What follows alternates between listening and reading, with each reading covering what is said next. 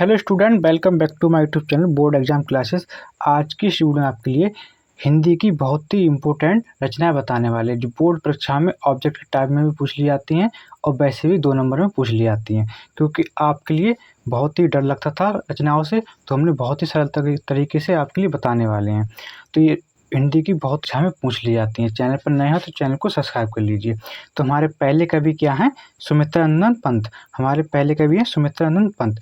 क्योंकि सभी कवि की हम 4 रचनाएं इंपॉर्टेंट रचनाएं लेंगे जो बोर्ड परीक्षा में हर साल पूछी गई हैं, यानी प्रीवियस ईयर क्वेश्चन पेपर में पूछी गई हैं। वे रचनाओं को हमने लिया है जो बोर्ड परीक्षा में पूछी जा चुकी हैं सकती हैं। तो इसलिए हमने महत्वपूर्ण रचनाएं यानी जो एक कवि की लगभग 4 रचनाएं ली हैं, क्योंकि बहुत रचनाएं लिखी हुई हैं इनकी इम्पोर्टेंट रचनाएं ही ली गई हैं। तो हमारे पहले कवि हैं या पहले लेखक हैं सुमित्रा नंदन पंत। तो सुमित्रा नंदन की पहली रचना है कला और बूढ़ा चांद। पहली रचना क्या है? कला और बूढ़ा चांद।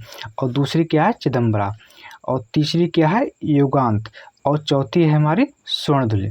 चिदम्बरा क्रिया ये बोर्ड परीक्षा में दो नंबर से लेकर 3 नंबर में यानी ऑब्जेक्टिव टाइप में पूछ ली जाती है चिदम्बरा। और हमारा प्रश्न क्या बनता है कि सुमित्रा नंदन पंत किस कवि के किस रूप में जाने जाते हैं? तो सुमित्रा नंदन पंत प्रकृति के सुकुमार भी कहे जाते हैं, यानी सुमित्रा नंदन पंत को प्रकृति का सुकुमार भी कहते हैं। तो हमारे दूसरे कवि क्या हैं? दूसरे कवि हैं रामधारी सिंह दिनकर। यानी सभी कवि को हमने 4 रचनाएं ली हैं, जो इम्पोर्टेंट रचनाएं हैं वही ली गई हैं, तो बोर्ड परीक्षा में पूछी भी गई हैं। तो हमारी दूसरी क्या है? रामधारी सिंह दिनकर। रामधारी सिंह दिनकर की पहली रचना है उर्वशी, दूसरी है हुंकार, तीसरी है रेणुका और चौथी है हमारी कुरुक्षेत्र। ये बोर्ड परीक्षा में प्रीवियस ईयर में पूछी गई है। ये हमारी 4 रामधारी सिंह दिनकर की, ये रामधारी सिंह दिनकर की 4 हैं। इसी प्रकार हमारे तीसरे कवि कौन है? जयशंकर प्रसाद। जयशंकर प्रसाद की भी बहुत रचनाएं हैं, लेकिन हमने सभी को नहीं लिया है। बहुत इंपॉर्टेंट है जो बोर्ड परीक्षा में पूछी जा सकती हैं। तो इस प्रकार हमने जयशंकर प्रसाद की 4 रचनाएं कौन सी ली हैं? तितली और कंकाल। और दूसरी क्या है? कामायनी। दूसरी क्या है हमारी? कामायनी। कामायनी बहुत ही इंपॉर्टेंट है, ये महाग्रंथ कहा जाता है इसको, कामायनी को। और तीसरी क्या है हमारी? अजातशत्रु। और चौथी है चित्राधार। ये बहुत ही इंपॉर्टेंट बोर्ड परीक्षा में पूछी जा सकती हैं।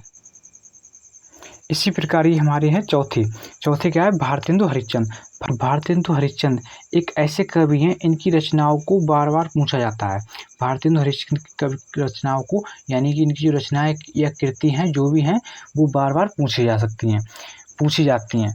तो पहली हमारी कृति या रचना क्या है? इसको कृति के रूप में भी पूछा जा सकता है कि भारतेंदु हरिश्चंद्र की कृति लिखिए, कि मुंशी प्रेमचंद जी की कृति लिखिए या रचनाएं को लिखिए।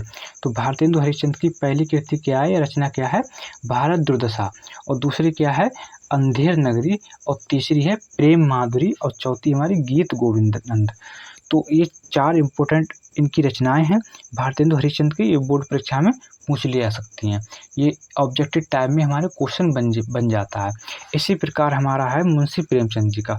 तो मुंशी प्रेमचंद जी की बहुत रचनाएं हैं, लेकिन हमने कुछ रचनाओं को लिया गया है जो बोर्ड परीक्षा में पूछी जा सकती हैं। ये इम्पोर्टेंट रचनाएं हैं इनकी सेवा सदन, निर्मला, रंगभूमि, कर्मभूमि, गबन, गोदान। अच्छा, गोदान तो बहुत ही इम्पोर्टेंट है, ये बोर्ड परीक्षा में हर साल पूछी जाती है कि मुंशी प्रेमचंद की रचना क्या है, यानी मुंशी प्रेमचंद की महत्वपूर्ण रचना क्या है। तो गबन और गोदान आप याद कर लीजिए। इसी प्रकार हमारा छठे जो लेखक हैं वो धर्मवीर भारती हैं। तो धर्मवीर भारती की भी बहुत ही इंपॉर्टेंट रचनाएं हैं। तो क्या है इनकी रचनाएं?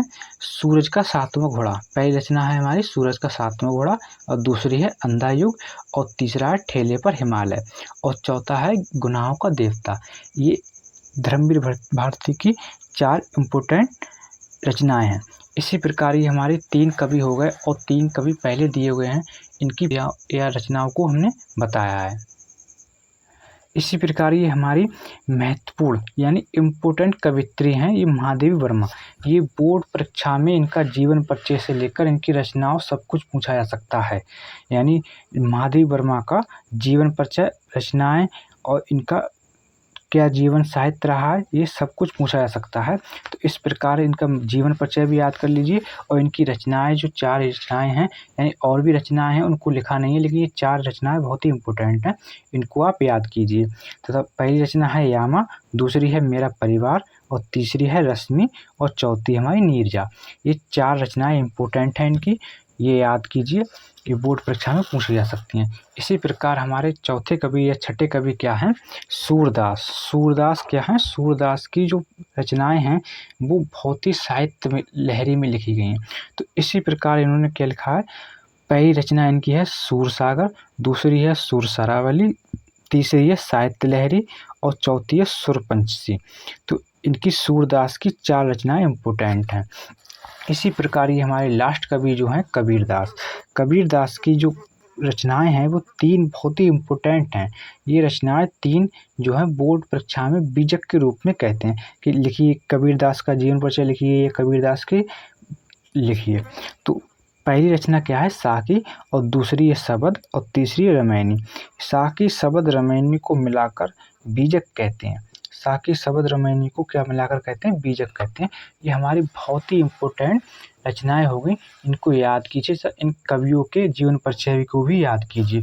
वीडियो पसंद आए वीडियो को लाइक करें, चैनल को सब्सक्राइब कर दें। बोर्ड परीक्षा से संबंधित आपकी डेली ऐसी वीडियो मिलती रहेंगी।